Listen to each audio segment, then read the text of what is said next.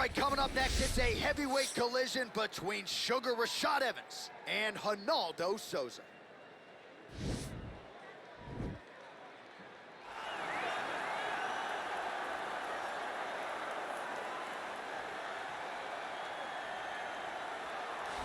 Well, this guy has truly made the takedown a thing of beauty in mixed martial arts. With respect to yourself and George St. Pierre and the truly great takedown artists, this guy's closing the gap and entering that company in the eyes of many. Oh, absolutely, because he's done such a great job of timing takedowns.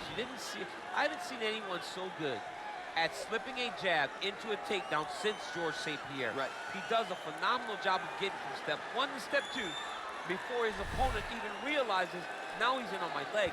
And if they do get their hips back, immediately he's up into a foot sweep or a headlock or an inside choke. It's just so many different ways for him to get you to the floor that he will throw every single one at you every single time. And a lot of fighters talk about that wrestling maintenance and how hard it is, right, over the course of a career to continue to drill those things. He talks a lot about that, and that's why he's continued to realize success here in the UFC. All right, so an interesting stylistic clash here. Prevailing wisdom is he's going to try to take his opponent down and get off some of that patented ground and pound. Yes, and once he's on top, he starts to just gain control first.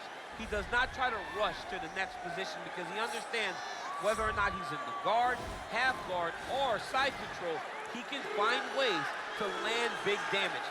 In the side control, he does a really good job of going knee on belly, posturing his body all the way to the top, and just coming down with big punches. Boom, once he lands, he goes back and he secures. Then he goes back to find another big strike.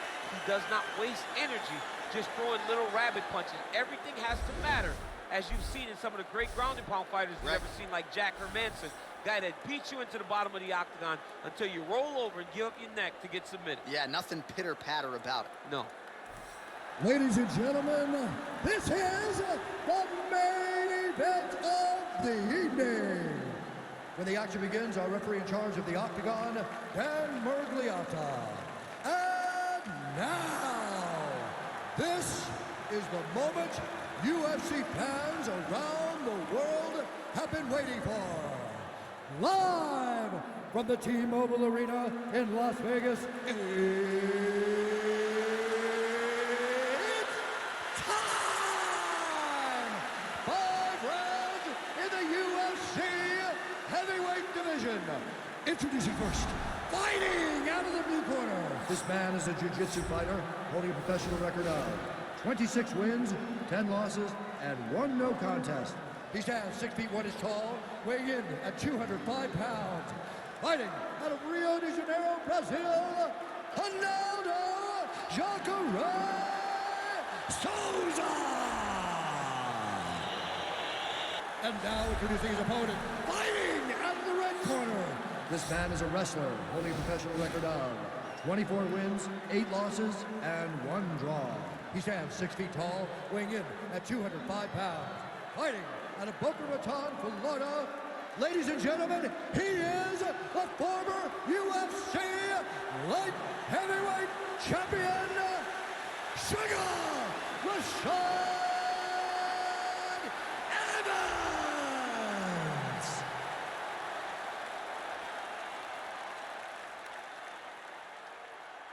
All right, greet the rules in the locker room. I want you to obey my commands at all times, protect yourself at all times. I want a nice, clean, safe fight. Touch gloves, back your corners, back your corners.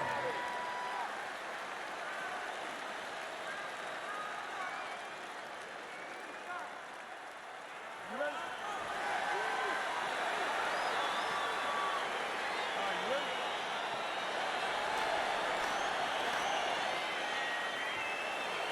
All right, so here we go with round 1. It is not a question of if, it's a question of when this fight hits the ground. We've got a grappler, a Brazilian Jiu-Jitsu black belt. Most people think we're going to get a grappler's delight today. Yes, we are going to get a grappler's delight, but for the Jiu-Jitsu player, for the Jiu-Jitsu fighter, he cannot allow for himself to constantly be on his back, because in the grappling realm, not only do these guys possess great submission skills, but the ground and pound, the advancements in the position is so key to the game.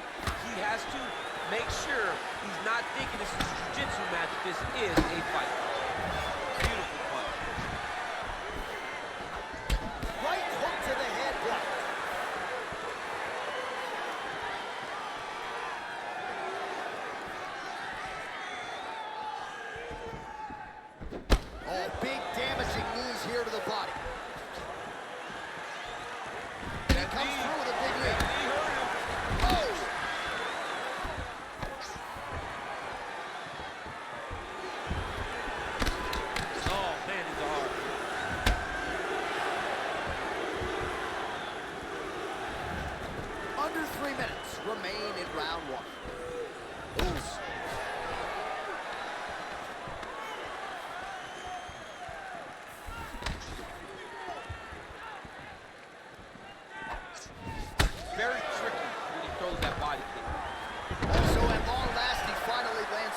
takedown after several failed attempts. You knew now trying to hip escape. He's just trying to move out of this position off the bottom. The Kimura is not the arm. It's the shoulder pressure that usually makes you tap. But now DC trying to isolate an arm. Yep, he's using the Kimura. Oh! Getting the turn on the elbow, and he's going to chase the submission finish.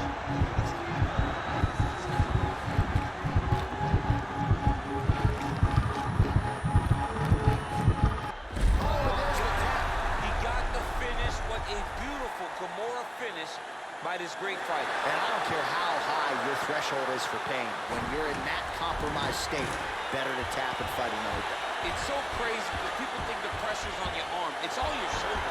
When somebody has a really good Kimura, it feels like they're going to break your shoulder. That's why you have to tap. Let's take a look back at the replay as he gets it done by submission tonight, champ. I mean, you know, this guy has such a great submission game that you cannot lay in his guard. He's so skilled, he's so tricky, and he's so good at weaving a web that gets you lost in it that he made him pay for it tonight and got the submission victory. So a seminal moment for this fighter here tonight as he gets the win by submission. Huge victory in his career, and it'll be very interesting to see how they match-make him moving forward.